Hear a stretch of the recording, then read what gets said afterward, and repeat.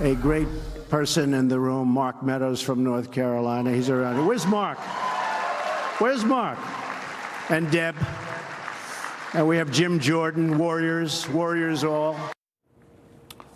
All right, well, where's Mark Meadows? Well, he's here.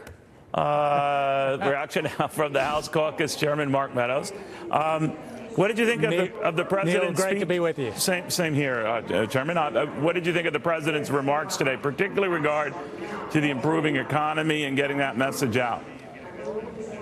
Well, he's getting the message out, but I can tell you it's a message that's already resonating with your viewers, Neil, certainly with the people back home in North Carolina for me, but across the country. We're seeing additional pay increases and checks. We're seeing bonuses. We're seeing jobs coming back. It's a great story, but we can't stop there, and I think that's what the president was talking about. We had a great first year, but we need to have a great second year and with years to come. And so I'm optimistic we get there, Neil, but it was a great day. He gave a great speech, and obviously I was just here with some North Carolina Republicans, conservatives, and they're excited about what the job market is going to look like for them.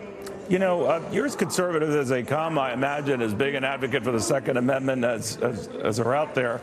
Yet the president did outline some things that are, and at least in the past, Congressmen have been an anathema, certainly to the NRA, but this was applauded with this largely conservative crowd today. The notion that we have to strengthen background checks. We don't want the mentally ill to have any form of weaponry, and that schools should be protected like banks and government buildings. I think on that last item, I think even the NRA would agree, but on those first two, it is already on record as opposed. So what's going to happen? Well, this is a president that's not beholden to any group other than the American people. And so I think that you will see some real legislation. I know I've been on the phone with the administration at least 3 times since that shooting. You know, it's fascinating, Neil. You know, in a foreign country, when you have a problem with your government, you may express your dissatisfaction. You could go to jail.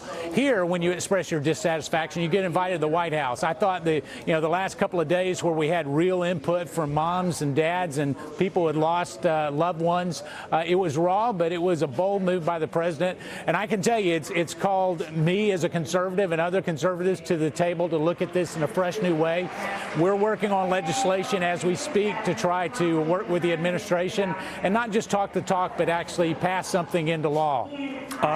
You know, it's interesting, and I guess as they say, timing is everything, Congressman, that the president is meeting with the Australian Prime Minister, Malcolm Turnbull. Of course, it was Australia who back in the early 90s dealt with a mass shooting, I think in Brisbane, that killed about 36 people. They cracked down on automatic weapons, more to the point, bought a lot of them off the street, and the incidents went way down.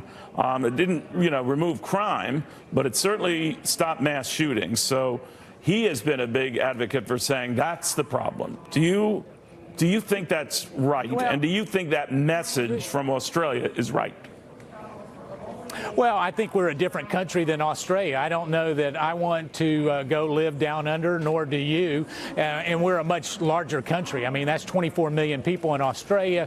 You looked at 600,000 guns versus probably 300 million here in the United States. But we've already had an experiment on what stricter gun regulations will do in terms of our big cities. Washington, D.C., few blocks from here has some of the strictest gun laws in the country, and yet we see gun-related violence not going down. So there's not a linear coalition.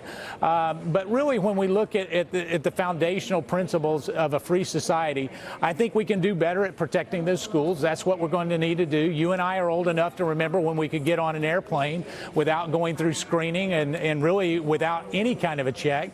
And we've had to increase security there. And I think it's time that we do the same for our schools. The president's got a very principled, pragmatic, and maybe a methodical way of looking at this. And he challenged me to look at it in a way that perhaps I haven't looked at it in the past. So we're committed to do that. All right. As you're speaking, Chairman, we're seeing a little bit of video that came in a few minutes ago, with the Prime Minister of Australia. But again, that message seems to be that we are on the verge of maybe changing something regarding these school shootings, maybe a combination of raising the age for certain weapons that's also been offered. I know Florida Governor Rick Scott is pushing for that. What do you think of that? You know, I think that when we start looking at trying to just do something because everybody says you got to do something, we want to do something that actually gets to the heart of making sure that our sons and daughters are protected. And I can tell you, I don't think that raising the age is going to be really met with a whole lot of receptivity here on Capitol Hill. I just got an email from a young man that says, I serve in the military. I'm 20 years old. I basically serve my country, and yet you're going to tell me that I can't buy a particular long gun when I'm willing to give my life for my country. So those are all the serious debates, and I'm not saying it's off the table, but it's certainly a serious debate that we're going to have in the coming days. All right, we'll watch very closely. Congressman,